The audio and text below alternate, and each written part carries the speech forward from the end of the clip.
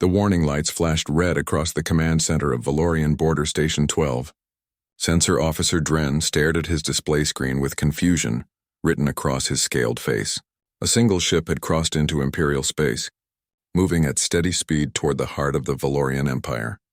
Commander Thex, we have an unauthorized vessel entering Sector 7, Dren called out, his voice tight with concern. Commander Thex moved to the sensor station, his massive frame towering over the seated officer. He looked at the readings and felt his blood run cold. The ship's signature was unmistakable. Human design, but that was impossible. Humanity had sealed their borders 30 years ago and never returned. Hail them, Thex ordered. Demand identification and purpose. The communications officer tried multiple frequencies. Nothing. The human ship continued forward, ignoring every attempt at contact. It moved with purpose as if it knew exactly where it was going. Send the readings to Fleet Admiral Kessex immediately, Thex said. This is above our authority. 2 hours later, aboard the massive orbital fortress called Empire's Fist, Fleet Admiral Kessex reviewed the same sensor data. He was an old warrior, with scars from a dozen campaigns marking his thick hide. He had commanded fleets that conquered entire star systems. One small ship did not concern him. They must be lost, said Captain Vornis, his second in command. Or perhaps it is a navigation error. Humans were never strong warriors. Kessex nodded slowly. Send 3 battlecruisers to intercept. The Ravager, the Fist of Glory, and the Thunderhead. Have them destroy this ship if it does not turn back. We cannot show weakness at our borders. The 3 Valorian battlecruisers were impressive vessels. Each one measured over 2 kilometers in length and carried enough firepower to level a small moon. Their crews were veterans confident in their superiority. When they surrounded the human ship 3 days later, they expected quick surrender. Captain Vorl of the Ravager studied the human vessel through his view screen. It was sleek and dark with strange angles that seemed to absorb light rather than reflect it. The ship was perhaps half the size of his battlecruiser, but something about it made him uncomfortable. Human vessel, you have violated Imperial space, Vorl transmitted. Power down your engines and prepare to be boarded. Resistance will result in your destruction. Silence. They mock us with their silence, growled Vorl. All ships' weapons range. Target their engines. Fire on my command. The 3 battlecruisers moved into position, forming a triangle around the human ship. Their massive plasma cannons charged with crackling energy. The human vessel did not raise shields. It did not take evasive action. It simply continued on its course as if the Valorian warships did not exist. Fire, Vorl commanded. Brilliant beams of superheated plasma lanced across space from all 3 ships. The weapons struck the human vessel dead center. Vorl expected to see hull breaches, atmosphere venting, perhaps an explosion. Instead, the plasma simply disappeared against the dark hull. No damage. No effect whatsoever. Impossible, breathed Vorl. What kind of armor? The human ship moved. It did not turn dramatically or accelerate hard. It simply adjusted position slightly, bringing what appeared to be 3 small weapons to bear. They were tiny compared to the massive Valorian plasma cannons, almost insignificant. 3 points of white light appeared. That was all. Just 3 small flashes. The Thunderhead exploded first. Its reactor core breached, sending a shockwave that scattered debris for hundreds of kilometers. The Fist of Glory lasted 2 seconds longer before something punched through its command deck and out the other side, detonating every power system simultaneously. The Ravager's shields held for almost 5 seconds before collapsing. Vorl had just enough time to scream before his ship tore itself apart. The human vessel continued forward without slowing. Behind it, 3 expanding clouds of wreckage marked what had been the pride of the Valorian border fleet. When news reached Fleet Admiral Kessex, he refused to believe it at first.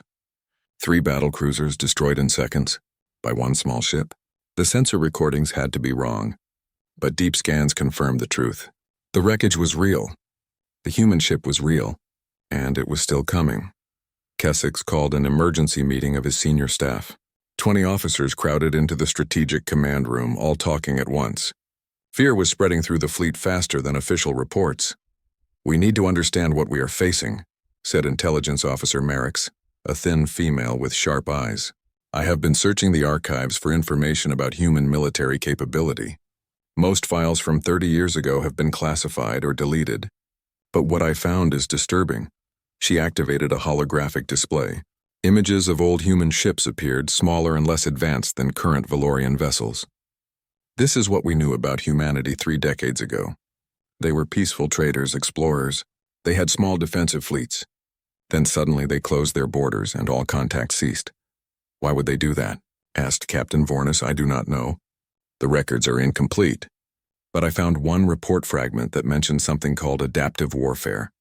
Humans apparently have a cultural trait where they learn from every defeat and return stronger. Much stronger. Kessex felt a chill run down his spine. You think they spent 30 years preparing? But for what? No one had an answer.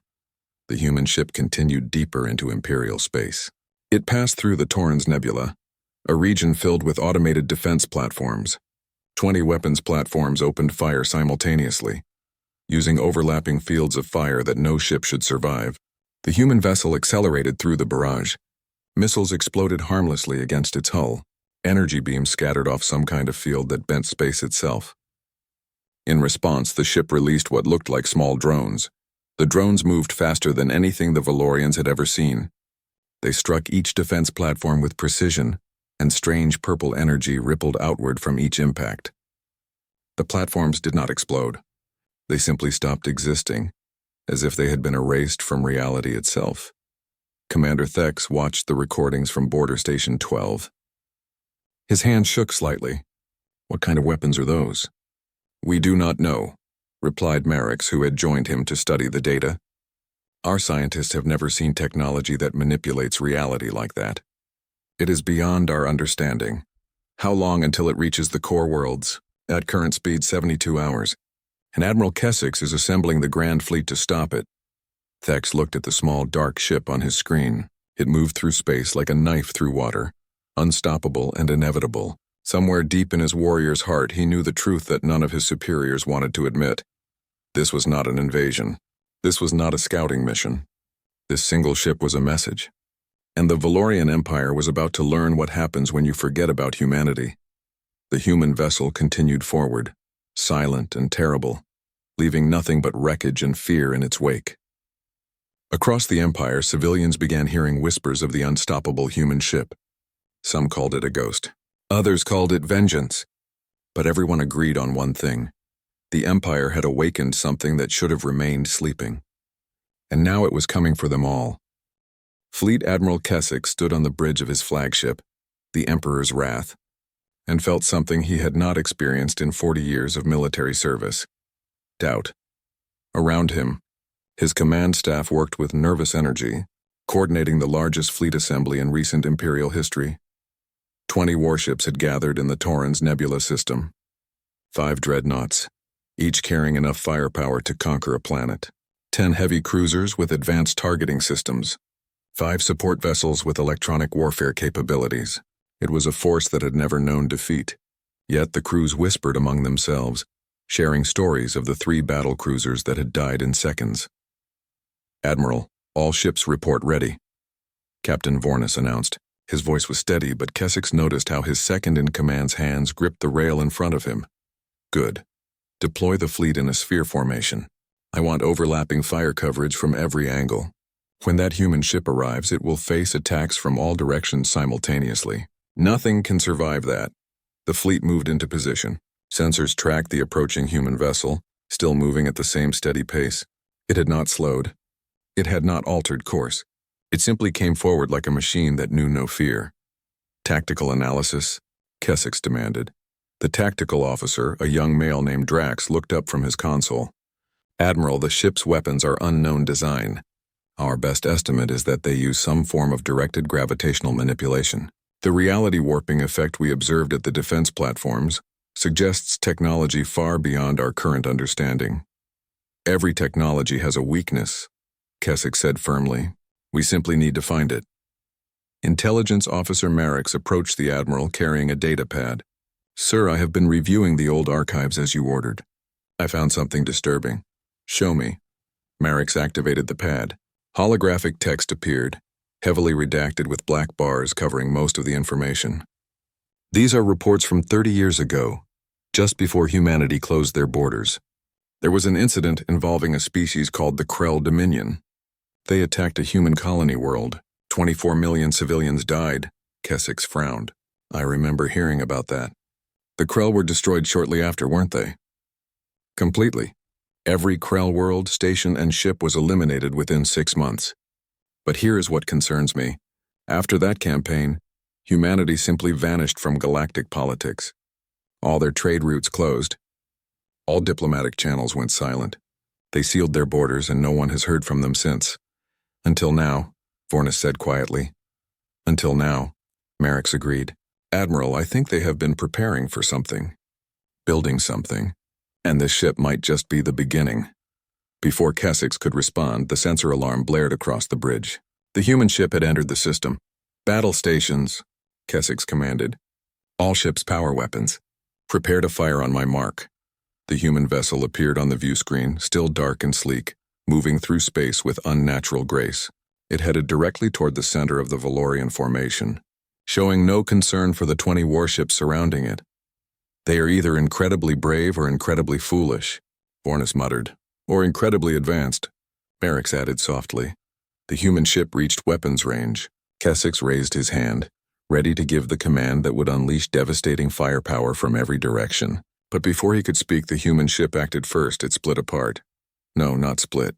It was deploying something. Dozens of small objects detached from the hull, spreading out in all directions. They moved impossibly fast, accelerating at speeds that should have turned any crew inside into paste. Drones, shouted Drax. Hundreds of them! Ignore the drones. Focus all fire on the main ship, fire! The Valorian fleet opened fire. Energy beams, missiles, plasma torpedoes, and kinetic rounds all converged on the human vessel from 20 different angles. The space around it lit up like a small sun. Explosions cascaded across its hull. For a moment, Keswick thought they had succeeded. Then the light faded and the human ship remained. Not damaged, not even scratched. It was as if the fleet had been firing at empty space. Impossible, Vornis gasped. The drones reached the Valorian ships. They did not fire weapons. They did not need to. Each drone simply touched a warship's hull and released that same purple energy that had destroyed the defense platforms. The heavy cruiser Vengeance shuddered, then began to fold in on itself. Metal twisted and compressed as space itself seemed to collapse around the ship. Within seconds, the entire 2-kilometer vessel had been reduced to a sphere of crushed metal, no larger than a ground transport vehicle. Evasive maneuvers, Keswick screamed. All ships scatter, but the drones were faster. They moved with impossible precision, each one targeting a specific ship. The cruiser Dominator tried to jump to faster-than-light speed, but a drone caught it mid-jump. The ship stretched like rubber, then snapped, leaving 2 separate pieces tumbling through space. The dreadnought Titan's fall had better luck. Its captain activated experimental shield harmonics that actually pushed back 2 drones. But the human ship itself moved then, its main weapons coming to bear. 3 white points of light appeared. The Titan's fall lasted longer than the battlecruisers had, almost 15 seconds, before its reinforced hull simply gave up and the ship tore apart from the inside. Keswick watched his fleet die. Ship after ship fell to the drones or to the human vessel's precise, devastating weapons. His tactical officers shouted reports that made no sense. The drones were predicting movement before it happened. The human ship was firing at points in space where ships would be, not where they were. It was as if they could see the future. Full retreat, Keswick finally ordered, his pride crushed beneath the weight of reality. All remaining ships jump to hyperspace immediately. The Emperor's Wrath and 2 escort cruisers managed to escape. 17 other ships did not. As Keswick's flagship jumped away, he looked back at the battle zone. The human ship had already resumed its original course, moving deeper into Imperial space. It had not pursued. It did not need to. The journey back to Imperial headquarters took 8 hours. Keswick spent that time reviewing battle recordings, trying to understand what had happened. Every tactical principle he had learned over 4 decades meant nothing against this enemy. They were not just more advanced. They were fighting a completely different kind of war. When the Emperor's Wrath finally docked at Empire's Fist, Keswick found a priority message waiting for him. The Imperial High Council demanded his immediate presence. He cleaned his uniform, straightened his medals, and tried to prepare for the difficult conversation ahead. But how could he explain to the Council that the Empire's greatest fleet had been destroyed by a single ship? How could he make them understand that this was not about military tactics or superior numbers? The humans had demonstrated something far more terrifying than powerful weapons. They had shown patience. They had spent 30 years preparing. They had built technology that treated the Empire's best warships like training targets. And they had done it all in silence, without warning, without mercy. As Kessex walked through the corridors toward the council chambers, he heard the whispers of other officers and staff members. Word of the defeat had already spread. Fear was replacing confidence throughout the military command structure. One young officer, barely old enough to have earned his uniform, stopped Kessex in the hallway. "Admiral, is it true? About the human ship?" Kessex looked at the young officer's hopeful face, wanting to reassure him, wanting to say that everything would be fine. But he had seen too much to lie. "Yes," Kessex said quietly, "it is true, and it is still coming." The young officer's face went pale. Kessex continued walking, leaving the officer standing alone in the corridor. Ahead, the council chambers waited. Behind, across the vastness of space, a dark human ship continued its silent advance toward the heart of the Empire. And somewhere aboard that ship, someone had decided that the Valorian Empire needed to answer for something. Kessex did not know what, but he was beginning to fear that he would find out very soon. The Imperial High Council chamber was a massive room designed to inspire fear and respect. Tall columns of dark stone reached toward a domed ceiling, painted with scenes of Valorian victories. At the center sat Empress Talindra on her throne, carved from a single piece of crystal that had taken 100 years to shape. Around her, 12 council members occupied their seats, each representing a different sector of the Empire. Today, the magnificent room felt like a tomb. Fleet Admiral Kessex stood before them, his uniform still showing scorch marks from the battle. He had delivered his report in a clear, steady voice, but his words had brought only silence. The council members stared at him with expressions ranging from disbelief to barely controlled panic. 17 ships, Councillor Drexus finally said, his voice hollow. "Our finest vessels. Destroyed in less than 20 minutes. "Yes, Councillor," Kessex confirmed. "By one ship." "Yes, Councillor." Empress Talindra leaned forward on her throne. She was a tall woman with silver scales that marked her ancient bloodline. She had ruled the Empire for 40 years and had never shown weakness. But now Kessex saw something new in her eyes. Fear. "Admiral, in your professional opinion, can we stop this vessel?" she asked. Kessex wanted to say yes. He wanted to assure his Empress that the Empire's military could handle any threat. But he had seen what the human ship could do. He had watched it tear through his fleet like it was made of paper. "I do not know, Your Majesty. The technology they possess is beyond our understanding. Their weapons ignore our shields. Their drones move faster than our targeting systems can track, and they seem to predict our actions before we make them." "That is impossible," snapped Councillor Vexus, the Minister of War. "No species can predict the future." "Then you explain how they fired at empty space and my ships jumped directly into their weapons fire," Kessex shot back, his composure cracking. "You explain how their drones reached my vessels before my sensors detected them moving. I do not care if you call it prediction or magic or divine intervention. The result is the same. We cannot fight them." The council erupted into argument. Voices rose, accusations flew. Some blamed Kessex for poor tactics. Others demanded more ships be sent. A few suggested abandoning the border worlds and concentrating all defenses around the capital. The chamber descended into chaos. "Enough!" Empress Talindra's voice cut through the noise like a blade. The council fell silent. "Fighting among ourselves accomplishes nothing. We need information. We need to understand why this is happening." A small voice spoke from the back of the chamber. "Your Majesty, if I may." Everyone turned. A young Valorian male stood nervously at the entrance. He wore the simple uniform of a junior intelligence analyst. Kessex recognized him as Vecris, one of Merrix's research team. "You dare interrupt the High Council?" Councillor Drexus demanded. "Let him speak," Talindra said. "At this point I will listen to anyone who might have answers." Vecris walked forward, clutching a data pad. His hands shook slightly. "Your Majesty, I have been researching human history as Intelligence Officer Merrix ordered. I believe I have found something important." He activated a holographic display. Images appeared in the air above the council table. 30 years ago, humanity was attacked by the Krell Dominion. A colony world called New Terra was destroyed. 24 million humans died. We know this already, Vexus said impatiently. Yes, sir, but what we did not know is how the Krell found that colony. New Terra was in deep space far from any major trade routes. The Krell had no reason to be in that region, yet they appeared with a full invasion fleet and attacked without warning. Vecris touched the data pad, and more information appeared. The Krell were completely destroyed 6 months later. Every world, every ship, every station. Humanity erased them from existence. Then humanity closed their borders and went silent. What is your point? Talindra asked, though Kessex thought he saw understanding dawning in her eyes. Your Majesty, the Krell could not have found New Terra on their own. Someone had to give them the location. Someone sold humanity's colony coordinates to their enemies. The chamber went deathly quiet. That is a serious accusation, Counselor Drexus said carefully. Do you have proof? Vecris hesitated.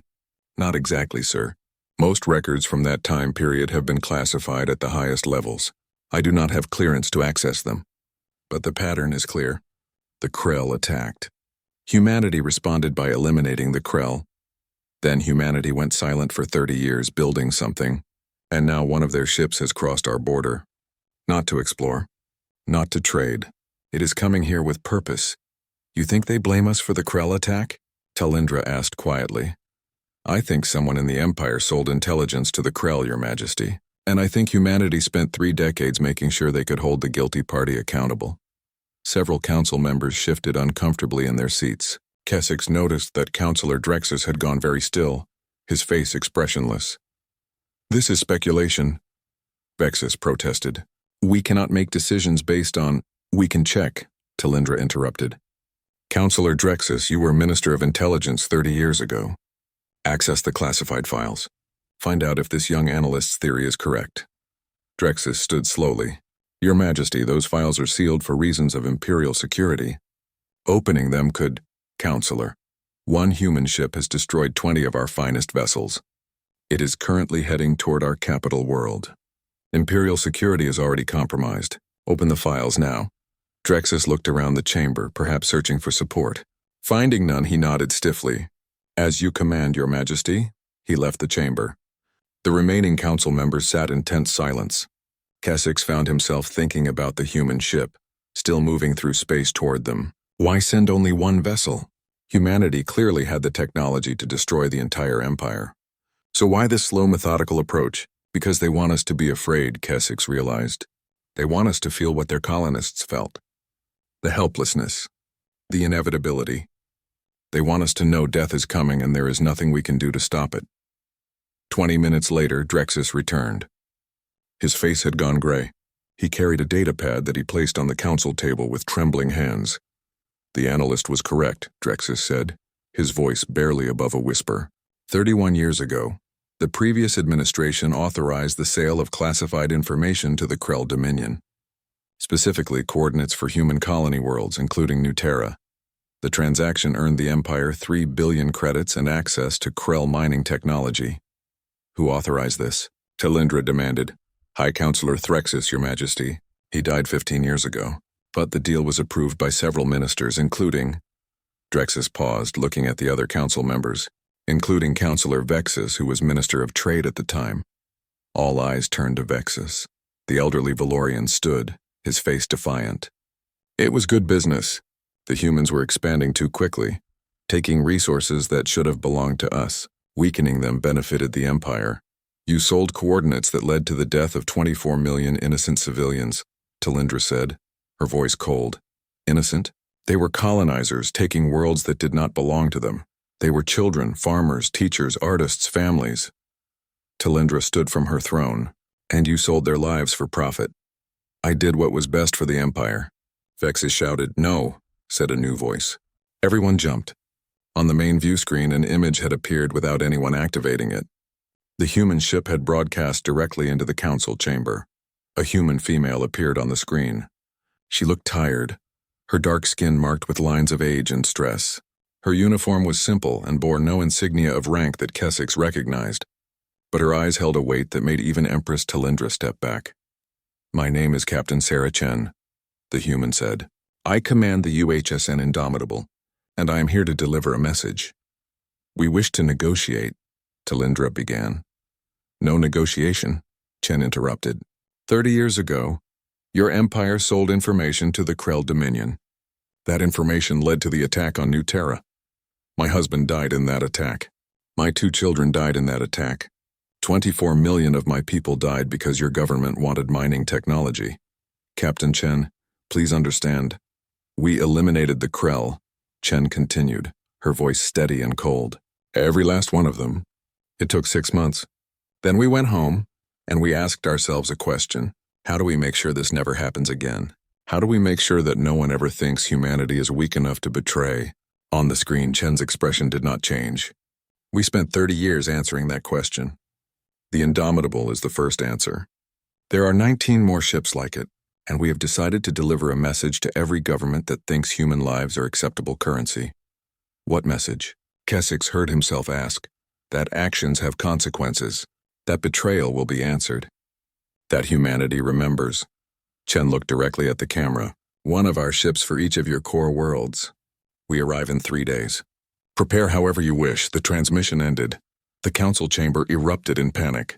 Council members shouted, some calling for surrender, others for mobilizing every ship in the Empire. Vexus tried to leave, but guards blocked his exit. Empress Talindra stood frozen, staring at the empty view screen. Kesix thought about Chen's tired eyes, about the 19 other ships waiting somewhere in the imperial capital world of Valoria Prime, descended into chaos within hours of Captain Chen's transmission. News of the human threat spread faster than any official statement could control. Citizens who had lived their entire lives under the protection of the Empire's military suddenly faced the reality that their government could not protect them. Spaceports overflowed with civilians desperate to flee. Riots broke out in the lower districts. Some blamed the council, others blamed the military. Many simply panicked, unsure what to do when facing an enemy that could not be defeated. In the council chamber, Empress Talindra had ordered an emergency session. This time, armed guards surrounded the room. Councillor Vexus sat in restraints, his defiant expression replaced by fear. Several other council members had been detained after Vecris uncovered their involvement in the Krell deal. How many knew? Talindra demanded, pacing in front of her throne. How many of you sold humanity's children for profit and said nothing? Intelligence Officer Merrick stood at the main console, displaying document after document on the holographic screen. 7 current council members approved or knew about the transaction, Your Majesty. Another 12 high-ranking military and civilian officials had knowledge. All have been identified. Arrest them all, Talindra ordered. Bring them here. I want them to face what they have done. Kesix watched his empress with growing respect. She had not been part of the previous administration. She had inherited this crime without knowing it existed, yet she was taking responsibility, making hard decisions while her government crumbled around her. Your Majesty, Councillor Drexus said carefully, perhaps we should focus on defense rather than blame. The human ship will arrive in less than 3 days. Defense? Talindra laughed bitterly. Admiral Kesix destroyed my illusions of military superiority. We cannot fight this threat. So what do you suggest, Drexus? Should we beg? Should we offer reparations? Tell me, what is the appropriate payment for 24 million lives? Drexus had no answer. Young analyst Vecris approached the Empress hesitantly. Your Majesty, if I may speak. At this point, Vecris, you have earned the right to speak whenever you wish. Thank you, Your Majesty. I have been studying humanity's history, their culture. They value something they call justice. Not revenge. Justice. There is a difference. Explain, Talindra said, stopping her pacing. Revenge is about causing pain. Justice is about balance, about making things right. The humans spent 30 years building their fleet, yes, but they only sent 1 ship. If they wanted pure destruction, all 20 vessels would have arrived at once. Instead, Captain Chen gave us 3 days. She wants something from us. What? Kesix asked. What could we possibly give them that they could not simply take? Accountability, Vecris said simply. They want us to face what we did, to acknowledge it, to make it right somehow. You cannot make murder right, Drexus muttered. No, Vecris agreed, but you can ensure it never happens again. You can change. Talindra stood very still, thinking. Finally, she turned to Kesix. Admiral, what is your honest assessment? If I tried to reach the Indomitable, Could I get close enough to speak with Captain Chen? Your Majesty, that is suicide. You saw what happened to my fleet. That is not what I asked. Could I reach the ship? Kessex considered. The Indomitable has not fired on unarmed vessels. It destroys military targets but ignores civilian ships. If you approached in a small shuttle, broadcasting peaceful intent, possibly, then that is what I will do. The council erupted in protests. Even Kessex felt compelled to object. Your Majesty, you cannot— I can and I will. Talindra interrupted, her voice hard. My predecessor's government committed this crime. I inherited the empire built on that crime. If someone must face humanity's judgment, it should be me. Let me go instead, Kessex offered. I am expendable. You are the Empire. No, Admiral. The Empire is 20 billion citizens on 50 worlds. The Empire is children who had no part in this crime. I am just one person wearing a crown. And right now, wearing this crown means taking responsibility. She turned to her personal guard. Prepare my shuttle. I leave within the hour. Your Majesty, Bekris said quietly, if I may suggest, take the records with you. All of them. Show Captain Chen that you are not hiding anything. Show her that you want the truth to be known. Talindra nodded. Good thinking. Merrick's compile everything related to the Krell transaction. Every name, every transaction, every communication. I want complete transparency. As Merrick's worked, Kessex approached the Empress. Your Majesty, what will you say to them? Talindra smiled sadly. I will tell them the truth.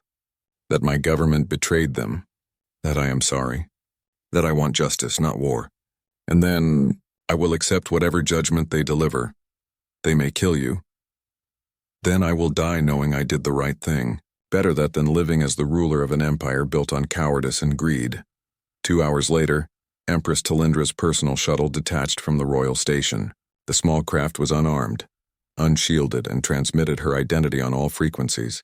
She piloted it herself, having dismissed her guards and advisors. Only she would face what came next. The Indomitable had entered the Valorian home system 4 hours ahead of schedule. It had destroyed 3 more automated defense platforms without slowing. Now it held position just beyond the orbital range of Valoria Prime's largest moon, a dark shape against the stars.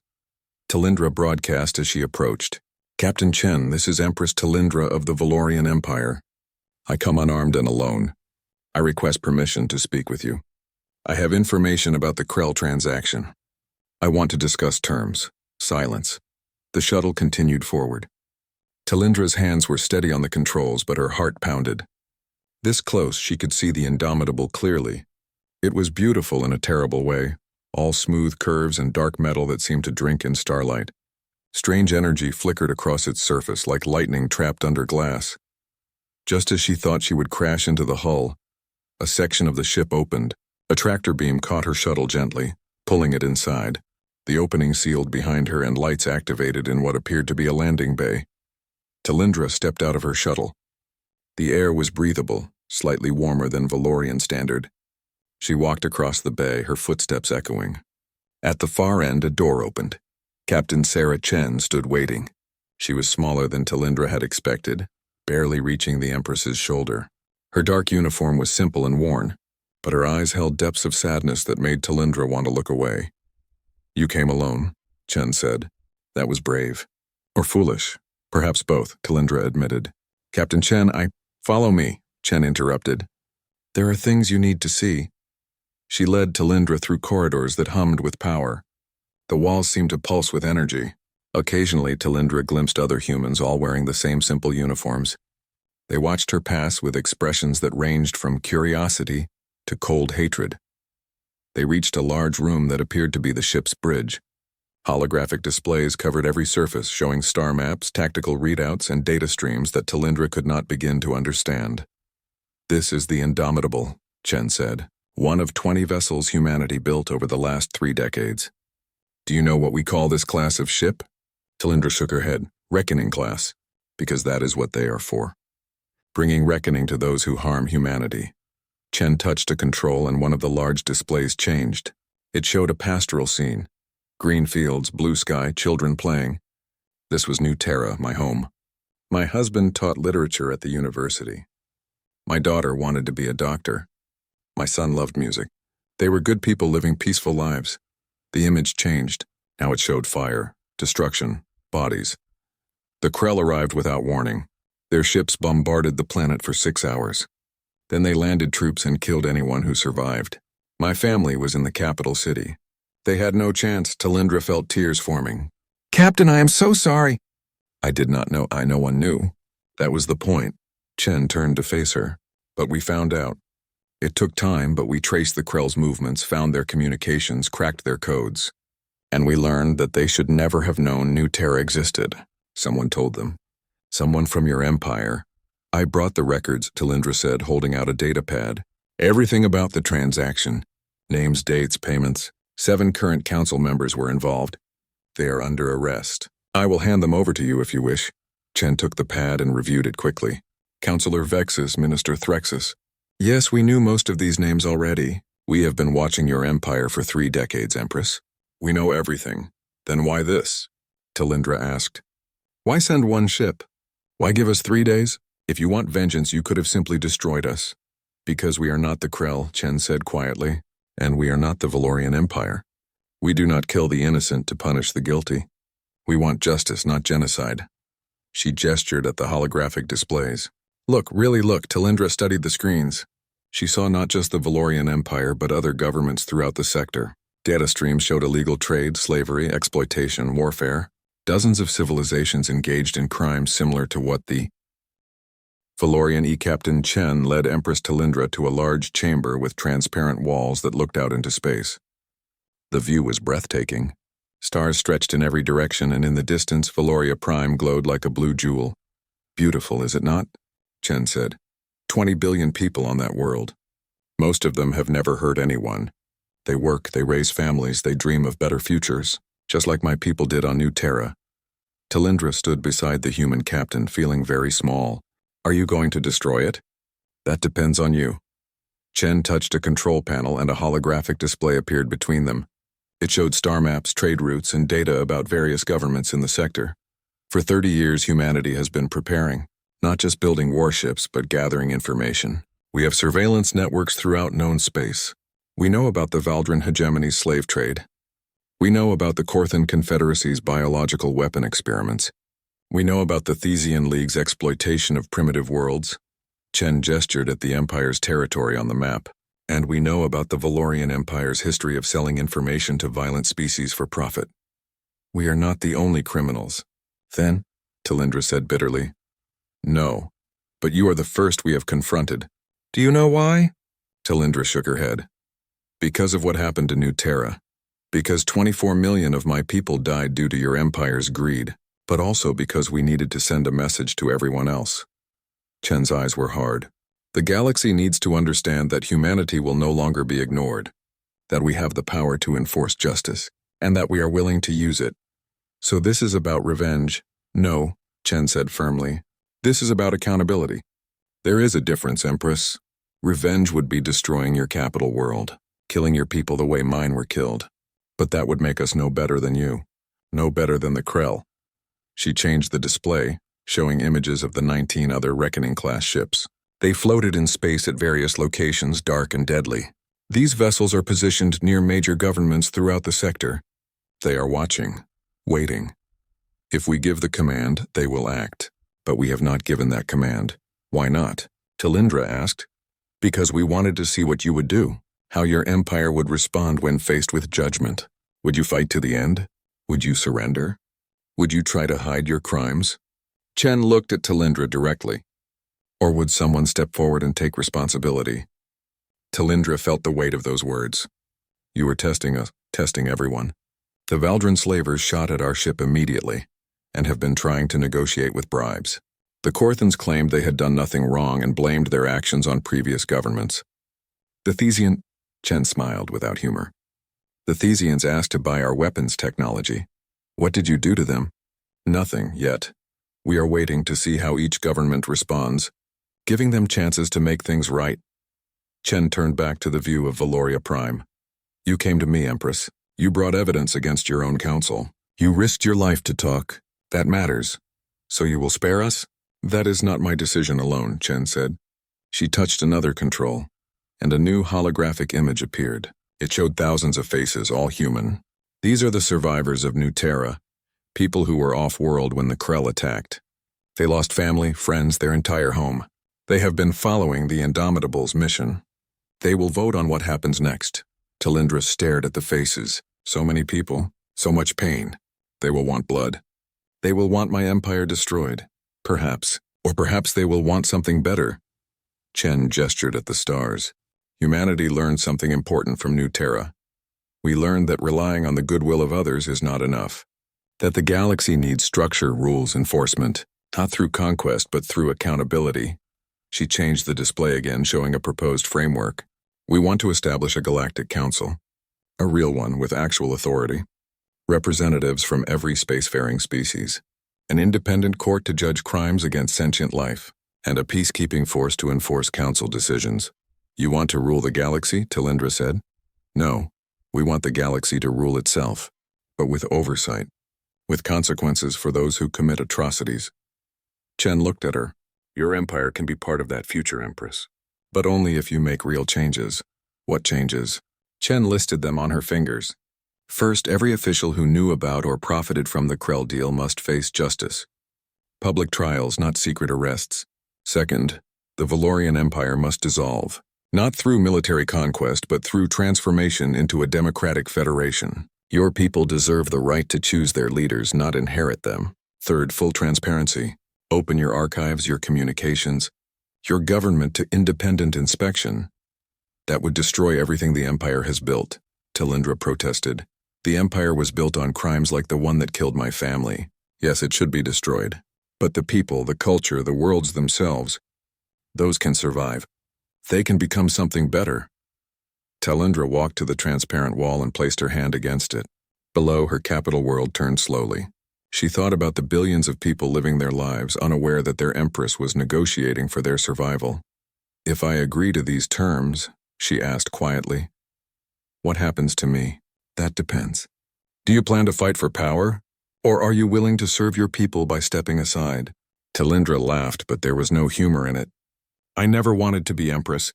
The crown was thrust upon me when my predecessor died. I have spent 40 years trying to rule justly, to repair the damage of previous administrations. But I never knew about this.